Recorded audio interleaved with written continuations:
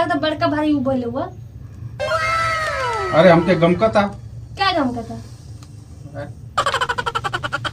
गाना बताई तो के गाना गमकले के कौन गाना है?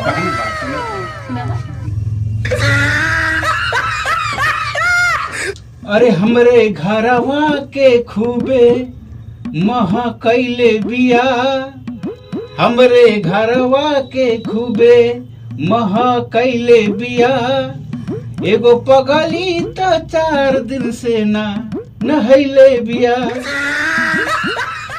ई गाना तू के सुना हुआ हो?